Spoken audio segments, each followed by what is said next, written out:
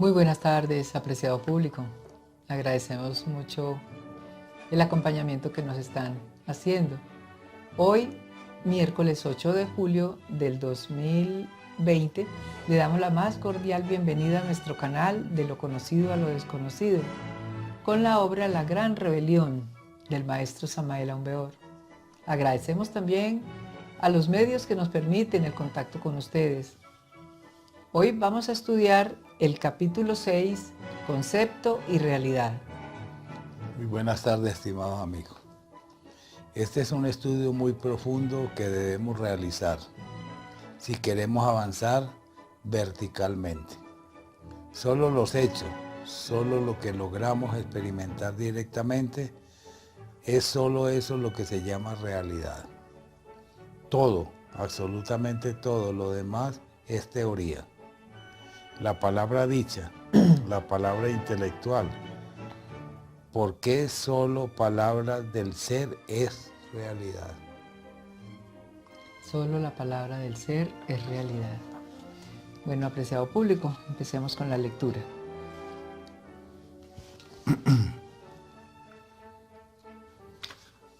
Capítulo 6, Concepto y Realidad. ¿Quién o qué puede garantizar que el concepto y la realidad resulten absolutamente iguales? El concepto es una cosa y la realidad es otra, y existe tendencia a sobreestimar nuestros propios conceptos. Realidad igual a concepto es algo casi imposible. Sin embargo, la mente hipnotizada por su propio concepto supone siempre que éste y realidad son iguales. A un proceso psicológico cualquiera correctamente estructurado mediante una lógica exacta se le opone otro diferente, reciamente formado con lógica similar o superior.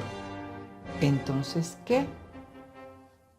Dos mentes severamente disciplinadas dentro de férreas estructuras intelectuales, discutiendo entre sí, polemizando sobre tal o cual realidad, creen cada una en la exactitud de su propio concepto y en la falsedad del concepto ajeno.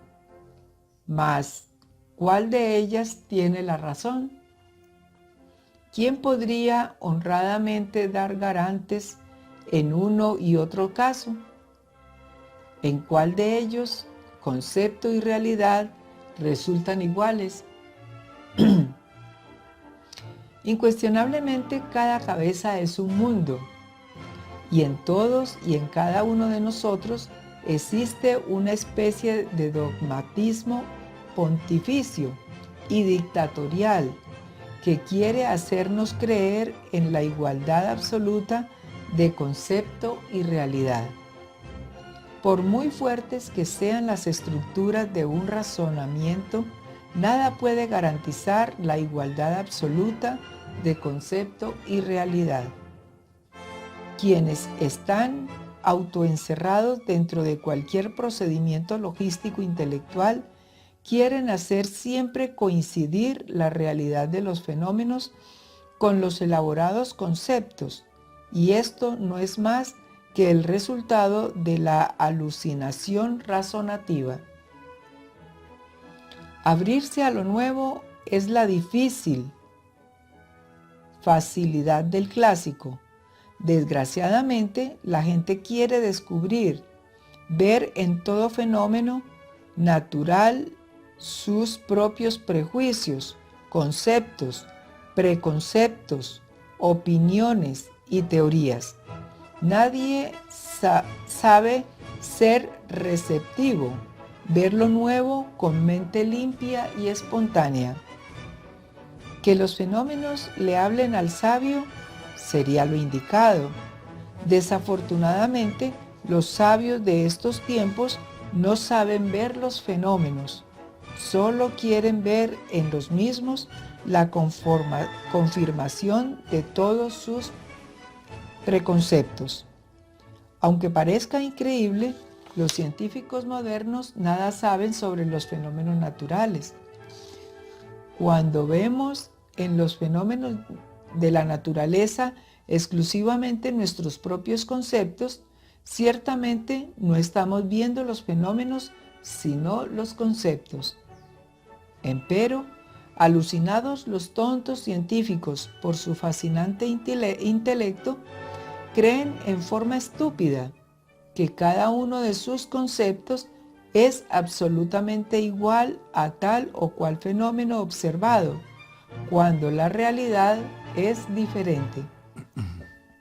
No negamos que nuestras afirmaciones sean rechazadas por todo aquel que esté autoencerrado por tal o cual procedimiento logístico.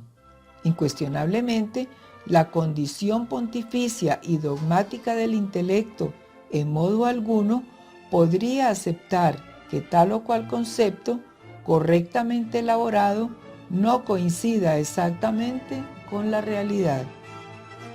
Tan pronto la mente, a través de los sentidos, observe tal o cual fenómeno, se apresura de inmediato a roturarla con tal o cual término cientifista que incuestionablemente solo viene a servir como parche para tapar la propia ignorancia. La mente no sabe realmente ser receptiva a lo nuevo, mas sí sabe inventar complicadísimos términos con los cuales pretende calificar en forma autoengañosa lo que ciertamente ignora. Hablando esta vez en sentido socrático, diremos que la mente no solamente ignora, sino además ignora que ignora. La mente moderna es terriblemente superficial.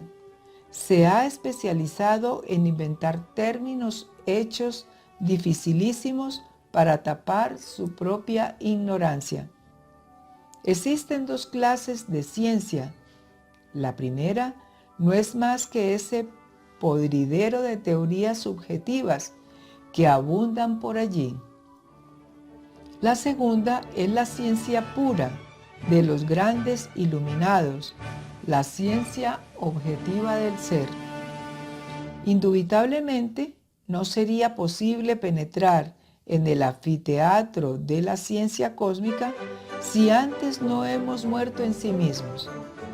Necesitamos desintegrar todos esos elementos indeseables que cargamos en nuestro interior y que en su conjunto constituyen en sí mismos el yo de la psicología. En tanto la conciencia superlativa del ser continúe embotellada entre el mí mismo, entre mis propios conceptos y teorías subjetivas, resulta absolutamente imposible conocer directamente la cruda realidad de los fenómenos naturales en sí mismos. La llave del laboratorio de la naturaleza la tiene en su mano diestra el ángel de la muerte. Muy poco podemos aprender del fenómeno del nacimiento, mas de la muerte podremos aprender todo. El templo inviolado de la ciencia pura se encuentra en el fondo de la negra sepultura. Si el germen no muere, la planta no nace. Solo con la muerte adviene lo nuevo. Cuando el ego muere, la conciencia despierta para ver la realidad de todos los fenómenos de la naturaleza, tal cual son en sí mismos y por sí mismos. La conciencia sabe lo que directamente experimenta por sí misma, el crudo realismo de la vida más allá del cuerpo, de los afectos y de la mente. Bueno, estimados amigos, después de la lectura tenemos para ustedes esta reflexión que hemos sacado con mucho cariño para ustedes y para que sea una forma de trabajo tanto para ustedes como para nosotros. y que es un estudio para nosotros principalmente, pero queríamos compartirlo. Así Siempre es. queremos compartir con ustedes todas estas enseñanzas porque son muy nutritivas, espiritualmente nos nutren bastante. Bueno, en el mundo que vivimos se tiene como norma que concepto y realidad son iguales, son lo mismo. El concepto pasa por la subjetividad del individuo, porque todos los conceptos los emite el ego. Ahí ya sabemos que no es realidad. Ujú, Al ser manejado por el ego, no hay realidad. ujú. Estamos educados de tal forma que cuando emitimos un concepto es porque decimos la verdad, la realidad, y desafortunadamente estamos muy equivocados. La verdad es cuando estudiamos el capítulo anterior, la ley del péndulo, dice el maestro. Solo se tiene la verdad cuando se experimenta. El centro intelectual expresa lo que los yoes le dicen que exprese. El yo psicológico usa el cerebro para elaborar el pensamiento, porque en el libro de Psicología Revolucionaria nos dice que para cada pensamiento existe un pensador. La instrucción que nos dan desde que estamos en el vientre de nuestra madre, porque desafortunadamente no existe educación fundamental, por la autoprogramación, porque solo nos han instruido en el saber y la instrucción del ser está completamente ignorada. El maestro Samael elaboró las dos dialécticas para que distinguiéramos el conocimiento propio del conocimiento adquirido. Cuando tenemos conocimiento adquirido se llama concepto. Cuando tenemos conocimiento propio se llama realidad. En el capítulo 5, la ley del péndulo nos explica qué es la realidad y nos muestra unos conceptos para que entendamos la diferencia entre realidad y concepto. Cuando entendemos la claridad de la razón subjetiva y la razón objetiva, podemos aproximarnos a conocer la verdad. Pero para encontrar esa realidad en la razón objetiva, tenemos que encontrar la expresión del ser en nosotros. Para tal efecto, necesitamos conocer la forma de la acción de la mente intermedia y de la mente sensual. Ambas están al servicio de la razón subjetiva, Del ego. a condición del ego.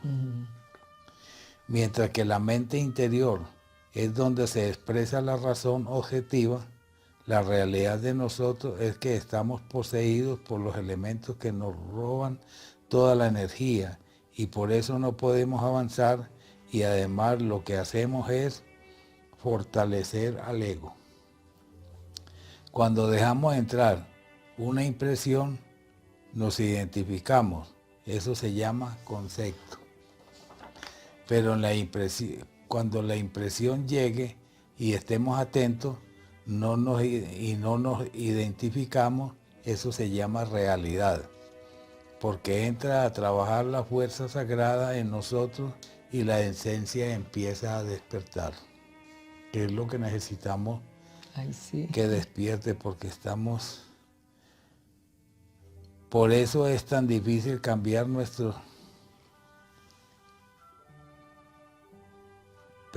es muy difícil estar dispuestos a recibir lo nuevo, porque lo habitual, lo clásico, es lo que rige.